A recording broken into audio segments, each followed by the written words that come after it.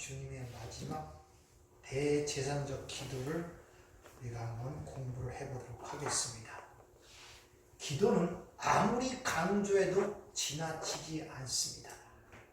믿음의 사람들은 다 기도의 사람이었음을 여러분 아십니까? 아브라함의 중보 기도가 소돔과 고모라가 멸망받는 곳에서 그 조카 롯을 구원하는 원인으로 작용했다는 것이 성경에 기록이 되어 있습니다. 또한 시내산 밑에서 금송아지 사건으로 인하여 전 민족이 몰살당한 그 시점에 바로 모세의 중보 기도가 그 백성들을 구원하는 모습이 또한 성경에 기록이 되어 있습니다. 가장 악한 왕시대 아합 왕시대에 수많은 다 선지자들이 바알을 섬기는 그때 엘리야의 기도가 그 백성들의 마음을 하나님께로 돌아오는 내용이 또한 성경에 기록이 되어 있죠. 다니엘도 마찬가지입니다. 하나님께 기도함으로 그 어려운 시국에 느부갓네살의 신상의 꿈을 해석함으로 말미암아 이 역사가 누구에 의해 움직여지고 누구에 의해 운행되는가를 밝히는 모습이 성경에 기록이 되어 있습니다. 이와 같이 기도는 아무리 강조해도 지나치지 않다는 것을 여러분들이 아셔야 됩니다. 우리가 주님이 가르친 기도, 주기도문을 잘 아실 것입니다. 그건 주님의 기도가 아니라 예수님께서 당신의 백성들에게 가르친 기도인데 주님이 친히 아버지께 하신 기도는 아니에요.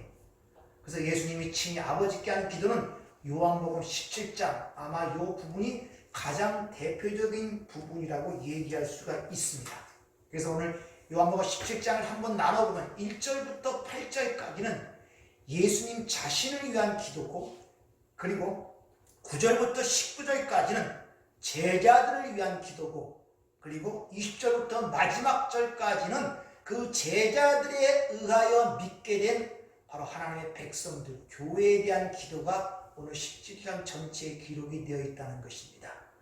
먼저 예수님 자신을 위해서 우리 기도하는 이 모습을 통하여 우리도 역시 내 자신을 위해서 기도해야 되잖아요. 어떻게 기도해야 되는가를 예수님이 기도하는 모습을 통해서 우리가 한번 은혜를 나누도록 하겠습니다. 예수님은 곧 이 기도가 끝나는 시점에 곧 십자가에 죽을 그런 직전에 그 마지막 한 행위가 기도였다는 이 사실을 통하여 우리에게 많은 것들을 시사하고 있다는 것을 우리가 알아야 됩니다. 마지막 하신 것이 기도였단 말입니다. 그래서 여러분이 잘 아시는 겟세마네 기도도 여러분이 잘 알고 계시잖아요. 이런 걸 통하여 우리에게 시사하는 부분들이 많다는 것입니다. 따라서 예수님이 오늘 대선적 기도를 통하여 기도의 절대적 필요성을 우리가 다시 한번 자각하고 깨달아야 할 이유가 거기 있는 것입니다. 주님의 기도하는 모습은 사복음서에 잘 기록이 되어 있죠. 그분의 공생애는 기도로 점철됐다고 해도 과언이 아닌 것입니다. 온 밤을 세워 기도했으며 새벽 미명 가운데 기도했고 또 산에 올라가 기도하셨고 따로 기도할 시간을 내시기 위하여 한적한 곳을 찾아가서 기도하는 모습이 성경에 기록이 되어 있습니다. 특히 제자를 선택할 때는 온 밤을 세워 기도했다고 말씀하시고 여러분이 아시는 겟세마네 기도는 땀방울이 핏방울처럼 변할 정도로 기도하는 모습이 성경에 기록이 되어 있습니다. 또 오병의 기적 앞에서 먼저 하나님께 기도하는 모습이 드러나고 죽은 나사로를 살릴 때도 먼저 하나님께 기도하는 모습이 성경에 기록이 되어 있습니다. 이와 같이 기도는 해도 되고 안 해도 되는 것이 아니라 절대적으로 우리에게 필요함을 가리키기 위하여 기도는 영적인 호흡이라기까지도 그렇게 이야기를 합니다. 성경에서는 말씀을 양식이라고도 비유하고 기도를 호흡이라고도 비교를 합니다. 우리가 일반적 육신의 삶도 양식과 호흡이 없으면 곧 죽은 삶과 마찬가지예요. 따라서 이 말씀과 기도는 영적 삶에 있어서 필수 불가결함, 아니 이것이 없이는 절대 불가능함을 우리에게 지금 강조하고 있다는 것을 여러분이 잘 아셔야 됩니다.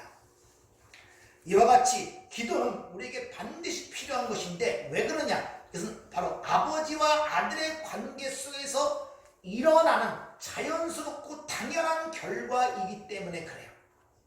세상에서도 부모 자식 간에 대화가 없고 소통이 없으면 어긋날 수밖에 없습니다.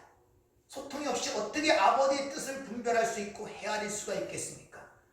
그런 자식은 필연적으로 어긋난 길을 갈 수밖에 없는 결과를 낳을 수밖에 없는 것입니다. 따라서 우리가 하나님의 은혜로 인하여 하나님의 자녀가 되었다면 그 아버지와 그런 내밀하고 친밀한 대화는 당연한 것이고 자연스러운 것이에요. 자연히 그 아버지에게 자신의 삶과 삶의 문제를 솔직하게 담백하게 토론할 줄 아는 그런 지혜가 있어야 한다는 것입니다. 그래서 기도는 우리 일상생활에 항상 필요하다는 것을 오늘 우리에게 가르쳐주고 있는 것입니다.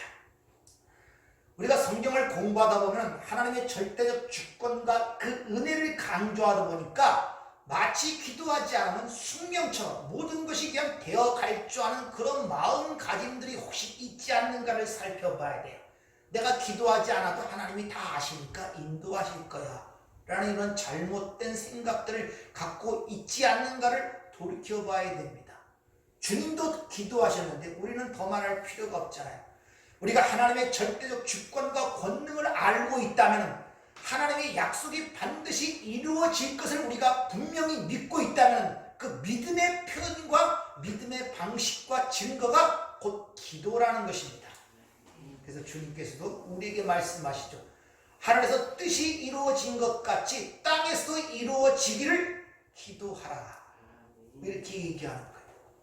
그러니까 여러분들의 기도는 지금 하늘에서 이루어진 것을 알고 있다면, 그 약속을 알고 있다면, 아니 그 약속을 믿고 있다면 그것이 내 삶 속에 이 땅에서 이루어지기를 기도하는 것은 당연한 것입니다. 따라서 기도하지 않는다는 것은 하나님의 약속에 관심이 없거나 하나님 자체에 대해서 관심이 없다는 반증일 수밖에 없는 것입니다. 한 번들 생각들을 해보셔야 돼요. 우리가 믿음을 갖고 이 세상을 살아가고 있다고 하지만은 수많은 문제와 환난과 고난들을 통과할 수밖에 없는 그런 필연적 이 세상의 삶이 우리 앞에 닥쳐 있단 말입니다. 그러다 보면 믿음이 흔들릴 수밖에 없어요. 하나님께서 이렇게 하신다고 그랬는데, 이렇게 약속해 주셨는데 거기에 의문과 불신이 생길 수밖에 없단 말입니다. 왜냐하면 첫 번째는 우리 육신 자체가 사망의 몸, 흙에서 나온 몸이에요. 죽을 몸이란 말입니다. 그 자체가 우리의 대적일 뿐만 아니라 아직도 이 세상이 멸망받기 전까지는 세상 임금, 우리의 원수, 대적, 그 마귀가 우는 사자와 같이 우리에게 끊임없이 불화살을 쏘고 있다는 것을 여러분 아십니까? 그럴 때 여러분이 믿음의 방패를 갖고 그 이겨내는 것들을 여러분에게 가르치기 위해서도 여러분은 필연적으로 기도를 하셔야 돼요. 삶의 문제와 풀리지 않을 때, 이해가 되지 않을 때, 그럴 때마다 하나님 말씀의 약속을 기억하고, 그래 그 하나님은 천지를 창조하셨고 그분은 나의 아버지시며 나와 함께 하시며 반드시 나의 유익을 위하여 모든 걸 이끌어 가실 거야 하면서 그 불화살을 믿음의 방패로 막아내야 된단 말입니다. 이런 분들이 바로 믿음, 하나님을 신뢰하는 자들이고 믿음 있는 자들이라는 것을 여러분이 잘 인식을 하시기를 바랍니다. 따라서 우리가 하나님을 믿는다고 하면서 하나님의 약속을 확신한다고 하면서 기도하지 않는 것은, 이것은 자가당착입니다. 하나님을 믿고 약속을 확신한다는 그 표현 방법과 그 증거가 바로 기도로 드러나는 거예요. 따라서 우리가 하나님 앞에 무릎을 꿇고 기도할 때만큼 그 사람의 믿음이 가장 강력하게 선포되는 때가 없습니다. 하나님의 권능과 약속을 믿지 않고 어찌 기도가 이루어질 수가 있겠어요? 그러면 기도하는 자체가 우리의 신앙의 고백이라는 것을 여러분이 아셔야 돼요. 대부분 기도라는 것이 나의 요구와 나의 어떤 것, 문제 해결을 위한 것으로만 기도를 생각하는 분들이 많다는 것입니다. 절대 그렇지 않은 것입니다. 몇 주 전에 이미 기도에 대해서 여러분에게 말씀을 드렸죠. 따라서 우리 기도라는 것은 당면한 문제 해결이나 또는 우리 소원의 성취를 목적으로 하는 것이 기도가 아니라 뭡니까? 하나님을 더욱더 알고 그 하나님의 평강과 하나님의 자녀로서의 성숙하는 그 과정의 수단과 방법으로서 바로 기도를 하는 것입니다. 여러분이 잘 아시는 구절이 있죠. 마태복음 11장 28절 이하에 보면 이런 말씀이 있습니다. 수고하고 무거운 짐진 자들아 다 내게로 오라. 내가 너희를 쉬게 하리라. 나는 마음이 온유하고 겸손하니 나의 멍에를 메고 내게 배우라. 그리하면 너 마음이 쉼을 얻으리라. 이렇게 얘기를 합니다. 보시면 수고하고 무거운 짐을 갖고 내게 와서 무릎을 꿇을 때 그 문제를 해결해 준다는 것이 아니라 내 마음을 쉬게 한다는 것입니다. 내 마음을 쉬게 한다는 것입니다. 왜냐하면 우리가 어떤 문제를 끌어가서 하나님 앞에 엎드려 기도할 때 하나님께서는 그 손길을 통하여 우리 마음을 새롭게 하고 만져준다는 의미예요. 그래서 이미 우리 빌립보 4장을 잘 알고 계시죠. 아무것도 염려하지 말고 모든 일에 감사함으로 하나님께 아뢰라. 그래야 모든 지각에 뛰어난 하나님의 평강이 내 마음과 생각을 지켜준다고 그렇게 이야기를 하는 것입니다. 여러분들이 어떻게 인생을 지금 살아가고 신앙생활을 어떻게 하시는지 모르지만 모든 문제를 신앙이 깊어지고 하나님의 말씀에 어떤 충만함이 계속 되어질수록 모든 문제는 밖에 있는 것이 아니라 내 안에 있다는 사실들을 여러분이 점점 깨달아 가신다는 거예요. 문제는 내 밖에 있는 것이 아니라 내 안에, 어둠이 밖에 있는 것이 아니라 내 안에 있는 거란 말입니다. 그래서 하나님이 그 마음을 만져주시고 그 마음에 하나님의 평강으로 그 마음을 지켜주심으로 말미암아 어떤 환난과 고난 속에서도 그 평강을 유지할 수 있도록 하나님이 해주시겠다, 그런 말을 우리에게 얘기하는 거예요. 문제가 없어, 환난이 없어 평안하고 기쁜 것은 세상 사람도 똑같잖아요. 그럼 어떻게 세상이 누리는 평강과 하나님에서 누리는 평강과 어떻게 구별이 되고 어떻게 저들이 하나님의 백성인가가 세상에서 그것이 나타나냔 말입니다. 똑같은 상황에서 똑같은 여건 속에서 똑같은 걸 누린다면 정반대 상황 속에서 누리기 때문에 그들에게 하나님의 속한 백성임을 세상으로 알게 된단 말입니다. 따라서 성도는 이 하나님과의 교제, 하나님과의 기도, 즉 대화를 통해서 하나님의 뜻을 헤아리게 되고 또 하나님의 자녀로서의 성숙하는 그 과정을 겪게 되는 것이지, 기도하지 않으면 절대 그 과정을 겪어낼 수가 없습니다.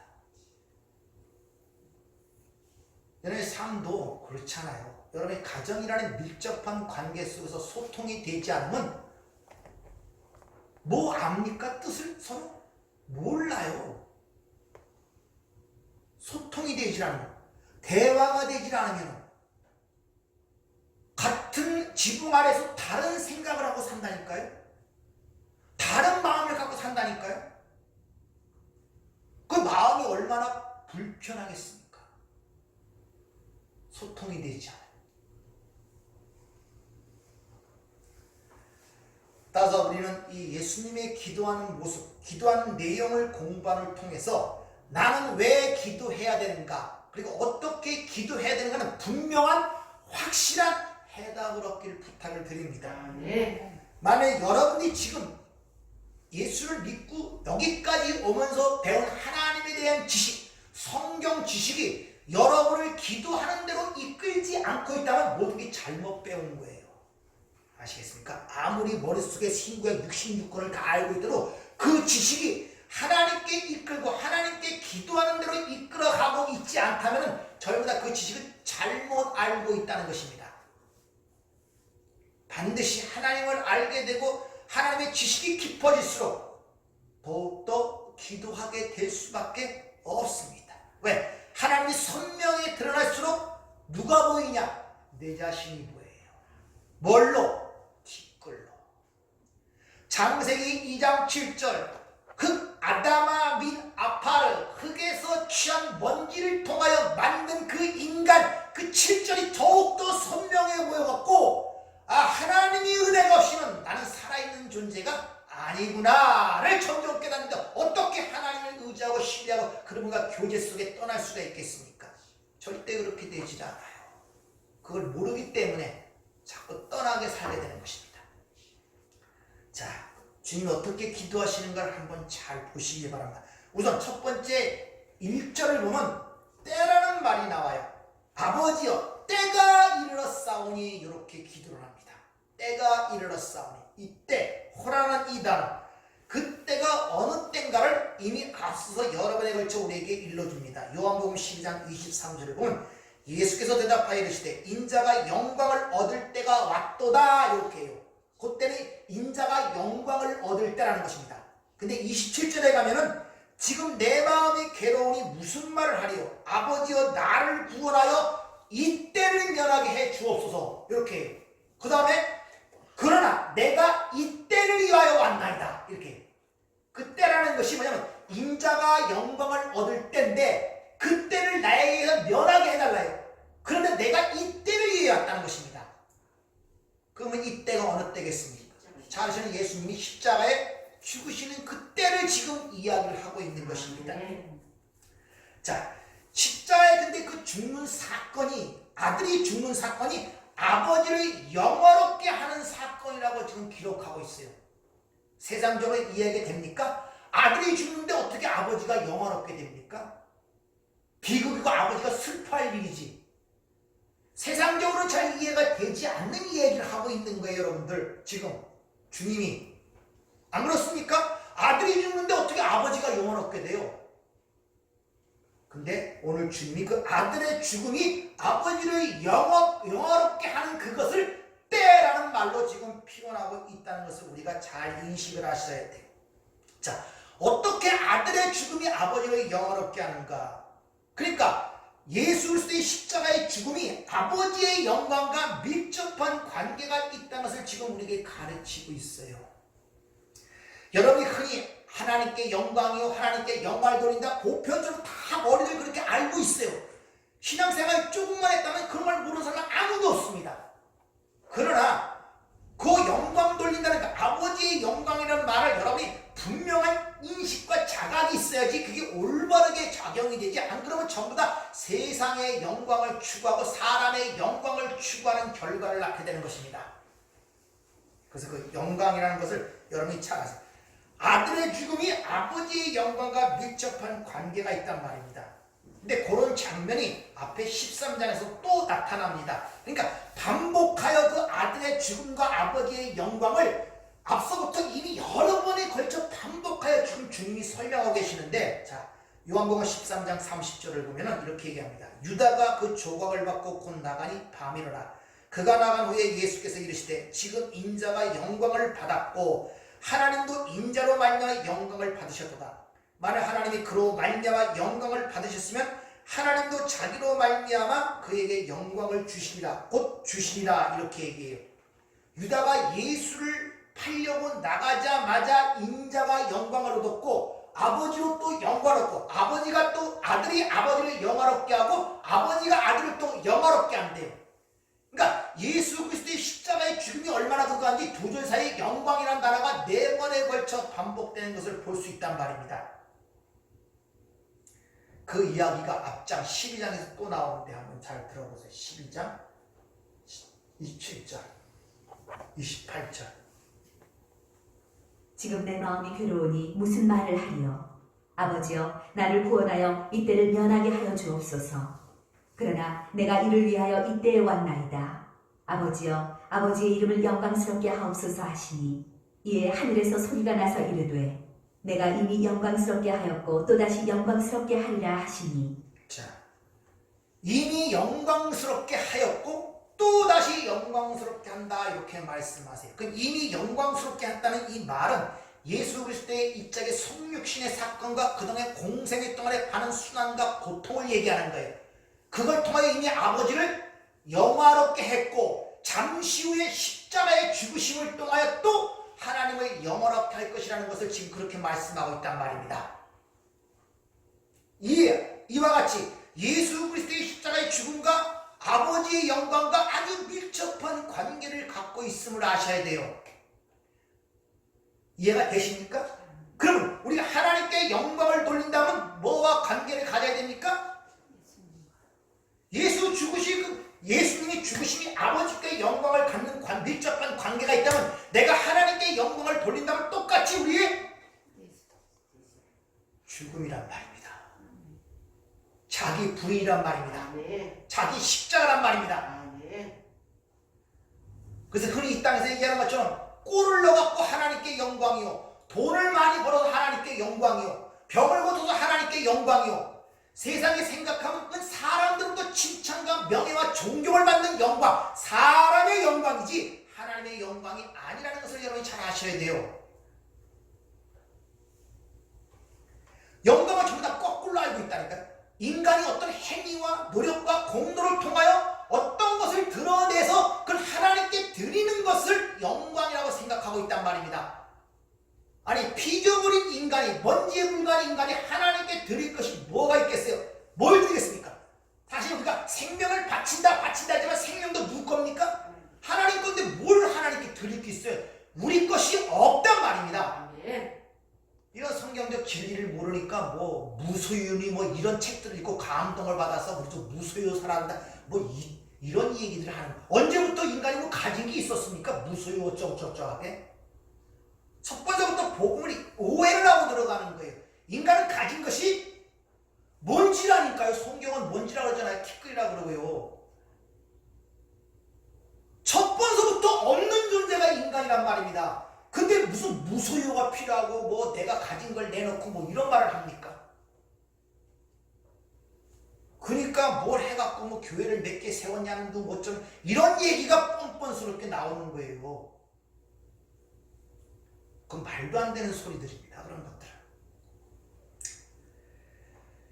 자, 이 영광이라는 단어는 그 자체의 얘기, 성경이 얘기하는 영광이라는 독사라는 이 단어는 하나님의 하나님 대신 그 하나님의 성품, 그 묵시 하나님 나라의 것들이 계시되는 것을 영광이라고 하는 거예요.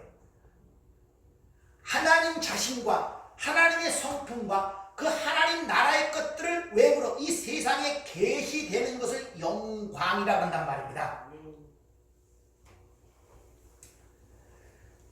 이 헬라어 독사라는 이 단어를 찾아보면 견해나 지식이나 가장 좋은 것을 뜻하는 도케오라는 단어에서부터 파생된 단어예요. 그래서 어떤 선한 견해나 지식을 가진 사람들에게 칭찬과 존경과 명예를 드리는 그런 의미가 이 독사라는 헬라어 사전적 의미입니다. 여기 사전적 의미예요. 그러니까 어떤 탁월한 지식이나 선한 견해나 이런 것들을 가진 사람에게 칭송과 칭찬과 존귀와 명예를 드리는 것을 독사, 사전적 의미의 영광이라고 해요. 성경의 영광이라는 단어는 그런 것이 아니라 뭐라고요? 하나님의 것이 외부로 드러나는 것, 계시되는 것을 영광이라고 한단 말입니다. 근데 성경은 이 두 가지 의미를 같이 쓰고 있다는 것을 여러분들이 아셔야 됩니다. 우선 하늘의 것이 인간에게 가시적으로 된다는 의미가 나타난 것이 뭐냐면 요한복음 11장 4절에 보면 나사로의 사건이 나오죠. 그 나사로가 죽었다는 그 얘기를 주님이 이렇게 말씀하십니다. 이 병은 죽을 병이 아니라 하나님의 영광을 위함이요, 이렇게 얘기해요. 영광이라. 나사로가 죽은 것은 하나님의 영광을 위함이라는 것입니다. 이것이 사전적 의미로 그 죽은 자가 살아나는 말미암아 사람들로부터 칭찬과 존경과 명예를 믿게 한 그런 사전적 의미의 영광이 아니라 하나님의 것이 드러나기 위한 것, 즉 하나님이 누구인가, 하나님의 구원이 뭔가를 죽은 나사로를 통해 하나님의 것이 드러나는 것, 그 영광이라는 의미란 말입니다. 날 때부터 소경된 자의 눈을 뜬 사건도 마찬가지예요. 눈을 뜨는 기적을 통하여 사람들의 칭찬과 영광과 존귀를 받기 위한 영광이 아니라 하나님의 어떤 구속의 원리를 가르치기 위해 하나님의 것이 계시된 것이 날 때부터 소경된 자의 눈을 뜨는 사건이란 말입니다. 그걸 성경에서 영광이라고 해요.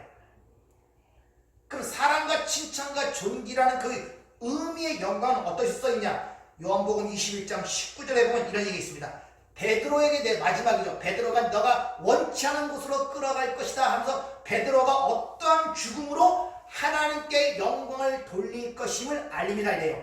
어떠한 죽음으로. 그때 하나님의 영광이라는 단어가 바로 사람이란 말이에요.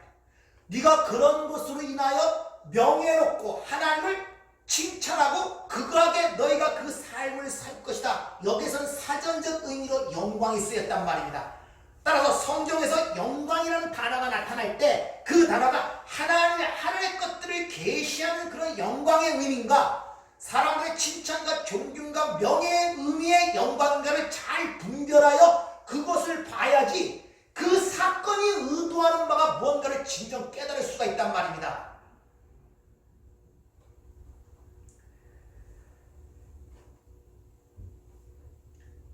오늘 4절 5절을 보면은 이렇게 말씀하시죠. 아버지께서 내게 하라고 주신 일을 내가 이루어 아버지를 이 세상에서 영원하게 하였사오니 아버지여, 창세전에 내가 아버지와 함께 가졌던 영화로서 지금도 아버지와 함께 나를 영화롭게 하옵소서, 이렇게 얘기를 해요.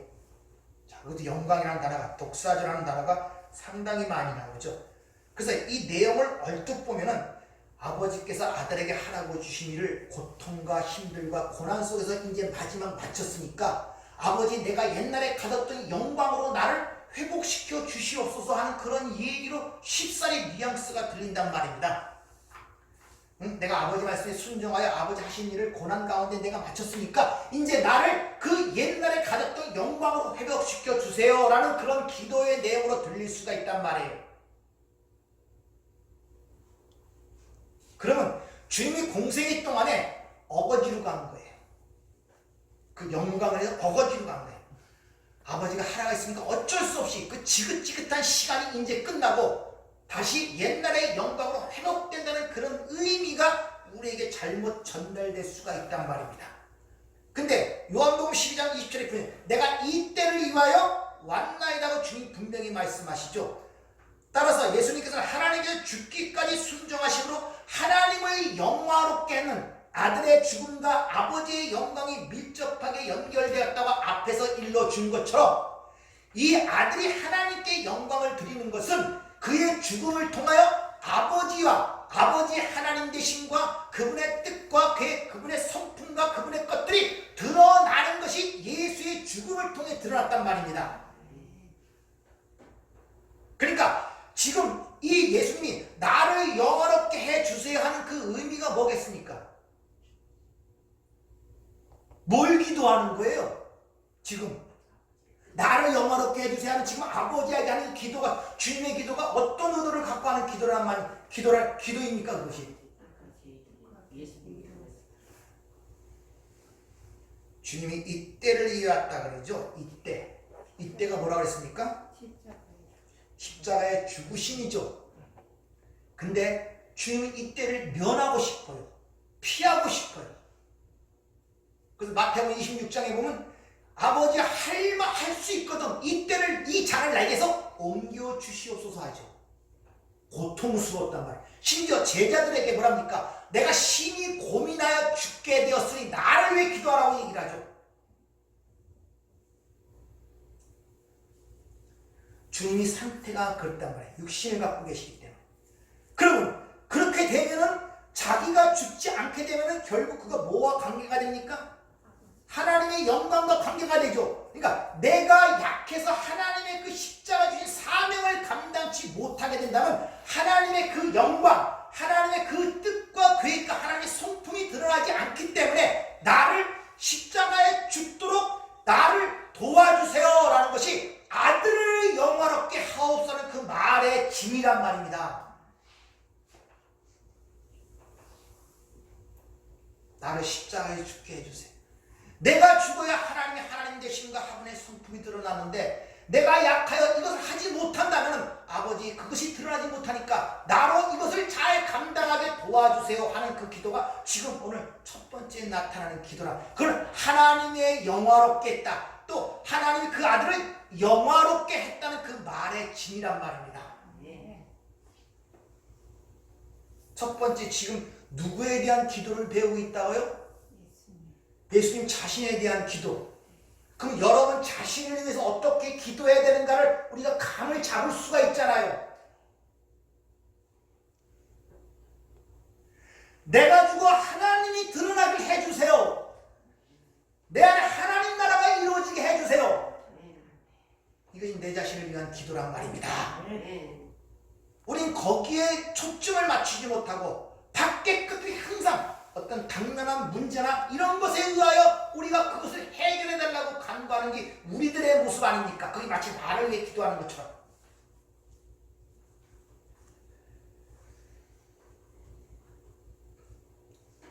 그래서 인간의 제일 되는 목적이 무엇이냐? 소리 문다 이렇게 질문하죠. 답변이 뭡니까? 그 답변이 나오네. 하나님을 영화롭게 한다. 무슨 뜻입니까? 인간의 제일 되는 목적이 하나님을 영화롭게 하고 그를 영원토록 즐거워하는 것이지 않습니까? 그럼 제일 되는 목적이 하나님을 영화롭게 한다. 그럼 하나님을 영화롭게 한다는 말이 무슨 말입니까? 네? 예수님이 나를 영화롭게 해달라는 말이 뭐라 그랬어요? 자신의 죽음이 하나님을 영화롭게 한다 그러죠. 그러니까 인간의 제일 되는 목적이 뭡니까? 예수님 목적이 똑같은 거예요. 내가 죽어 하나님이 드러나기를 원한단 말이에요. 네. 이게 창세기 1장에 하나님이 인간을 창조한 목적이란 말입니다. 하나님의 형상이라는 말이란 말입니다. 그래서 하나님께서 그 사람이 무엇인가를 가리키기 위하여 예수님이 자신을 지칭할 때 제일 많이 사용한 그 칭호가 뭔지 아십니까? 인자, 사람이라는 단어예요. 그게 사람이야.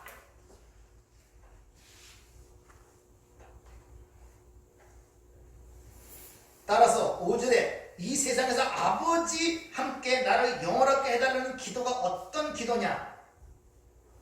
뭐겠습니까? 내가 십자가에 죽게 해주세요 라는 기도란 말입니다. 그래야 아버지가 하나님 되심과 아버지의 성품과 그의 인자심과 그의 사랑과 은혜와 놀라운 구속의 원리가 드러나기 때문에, 그래서 이 땅에서 가장 하나님을 영화롭게 하는 것이 어디입니까? 십자가. 거기가 가장 하나님이 영화롭게, 하나님이 가장 사랑과 은혜와 그 성품이 확실하게 드러난 것이 십자가의 사건이란 말입니다. 근데 우리는 다 거꾸로들 알고 있잖아요. 이 땅에서 고집 꼭대기에 올라가 높은 탑을 쌓고 높은 명예와 사람들이 부러워할 많은 것들이 갖고 있으면 거기에 하나님의 영광이 나타난다고 생각들 하고 있잖아요. 전부 다 거꾸로 알고 있단 말입니다. 거꾸로. 왜? 영광이라는 단어 자체가 전부 다 오해를 하고 있기 때문에 사람들로부터 칭송과 명예와 존경과 칭찬을 받는 걸 영광이라고 생각하고 있기 때문에, 그래서 예수님의 대선적 기도를 통하여 우리가 왜 기도해야 되고 어떻게 기도해야 되는 분명한 해답을 가져야 돼요. 여러분들,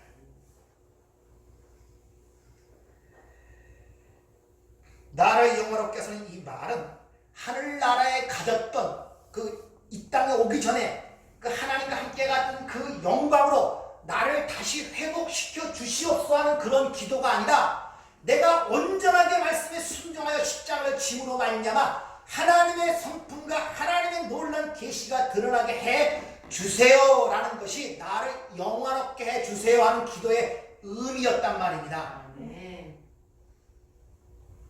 우리는 영화롭게 해달라면 이 땅에서 잘 먹고 잘 살고 칭찬받고 뭐하고 그게 영화롭게 받는 걸로 생각들 하잖아요.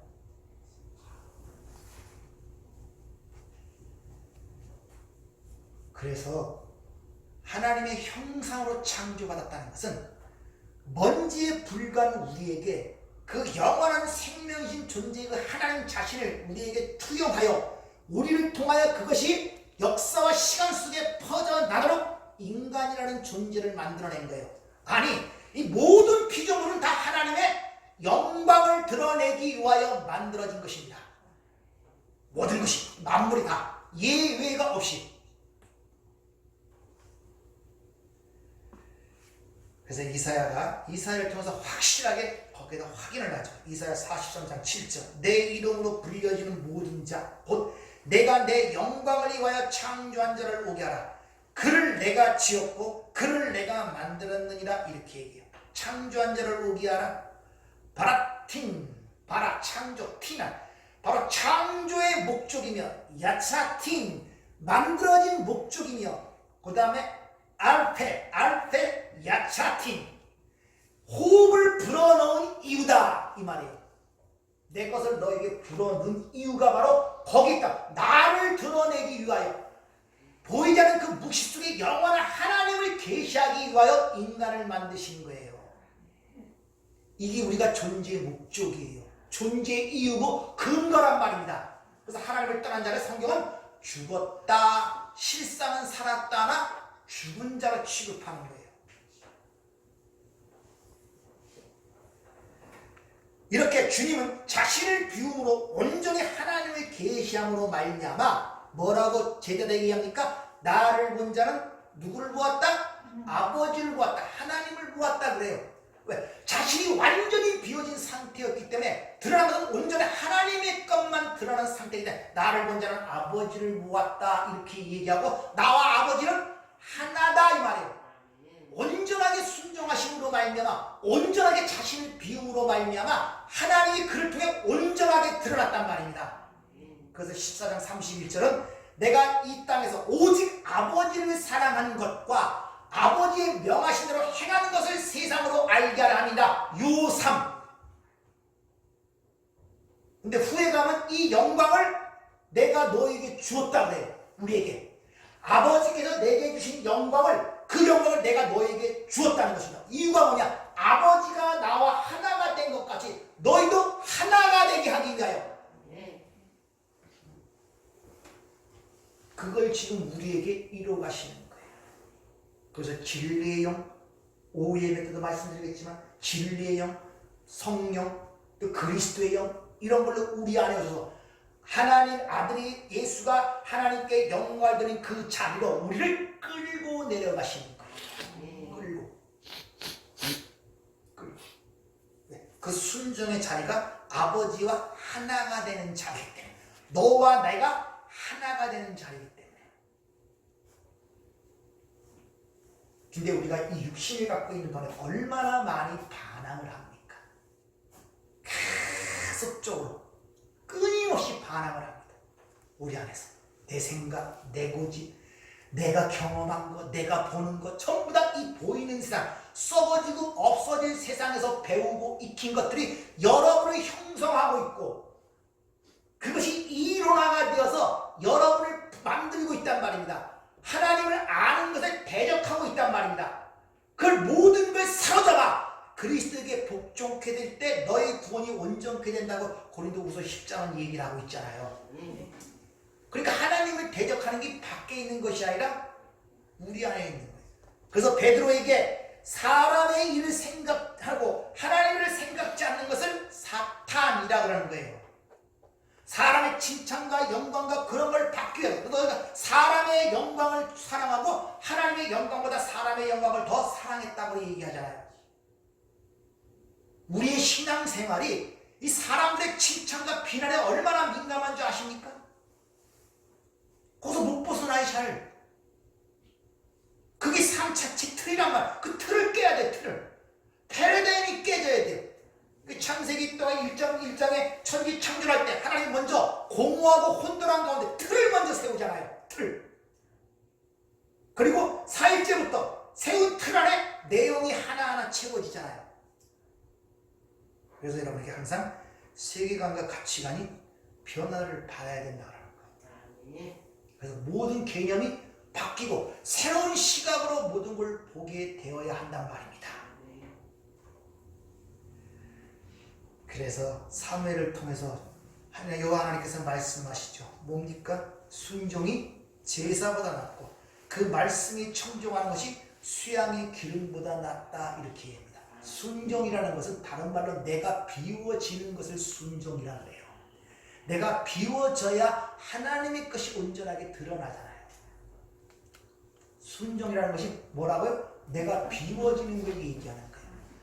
어떤 것을 얘기했을 때 순종한다는 그 말은 하고 싶지 않아도, 하기 싫어도, 그분이 워낙 크고 위대하시고 잘못하면 벌을 받을까봐, 혼날까봐, 지옥 갈까봐 무서워서 어거지로 가는 게 순종이 아니란 말입니다. 순종은 내가 비워지는 걸 순종이라고 하는 것입니다. 바로 그걸 비워내기 위하여 누가 오셨습니까? 성령이 오신 겁니다. 그래서 그걸 돕기 위하여 오셨기 때문에 또 다른 보혜사, 파라크레토스라는, 그분이 여러분 안에서 그를 지금 돕고 있단 말입니다. 그러니까 성령을 소멸치 마세요. 성령을 근심케 하시면 안 돼요. 그건 소망이 없습니다. 소망이. 때문에 지난주에 공부한 것처럼 주님께서 먼저 우선순위를 확실하게 우리에게 정해줍니다. 무엇을 먹을까? 무엇을 마실까? 무엇을 입을까? 염려하고 근심하고 걱정하지 말라. 그건 다 이방인들이 구하는 것입니다. 이미 그 앞쪽에 얘기하잖아요. 공중이 나는 새를 보라, 들에는 꽃을 봐라, 먹이 주고 기르시던 알 다 먹이시고 입히시지 않느냐? 그러면서 우선순위를 확실히 정해줍니다. 먼저 그의 나라와 그 의를 구하라. 요 말은 오늘 주님의 기도하는 모습 속에서 다른 이걸 서로 상관되게 얘기한다면 나를 영화롭게 하옵소서는 말과 똑같은 거예요. 무슨 말입니까? 하나님의 나라에 하나님의 통치에 순종할 수 있게 해주세요. 그래서 바실리에라는 하나님 나라의 의미는 어떤 영역이나 공간을 의미하는 나라가 아니라 통치 의미를 갖고 있다고 말씀드렸죠. 그러니까 여러분이 지금 현재 하나님께 순종하는 그곳이 하나님의 나라란 말입니다. 그래서 그 나라가 여기 있다, 저기 있다 아니라 너희 안에 있다. 예. 여러분이 하나님에서 하나님의 순종하고 있는 거기 하나님 나라이고 그 하나님 나라는 당연히 하나님의 것들이 드러나게 된단 말입니다. 그것이 하나님을 영화롭게 하는 동시에 하나님에 의해 내가 영화롭게 되는 것이 바로 그런 의미라는 것을 여러분이 잘 기억하시길 바랍니다. 오해는 그런데 이 하나님의 영광을 떠나 이 영광을 썩을 피조물로 바꾼 인간의 타락에 대해서 오해는 서로 은혜를 나누도록 하겠습니다. 기도하겠습니다. 은혜롭고 자비로우신 아버지, 우리는 많은 것들을 오해합니다. 왜 이런 것들이 잘 깨어지지 않는지 우리 힘으로는 어쩔 수가 없기 때문에 오늘도 이 자리에 저희를 부르시고 말씀의 강론을 통하여 진리의 성령의 감동하심을 통하여 이런 부분들을 드러내고 오늘도 잘라내시며 하나님 백성으로 만들어 가는 줄 믿습니다. 소망이 하나님께 있기에 우리는 어떤 상황 속에서도 절망하지 않을 수 있고 이 길을 걸어갈 수가 있습니다. 아버지, 비록 수술을 받을 때는 아프지만 그 회복된 후에 그 기쁨을 맛볼 수 있는 저희가 되게 도와주시옵소서. 예수님 이름으로 기도하옵나이다. 아멘.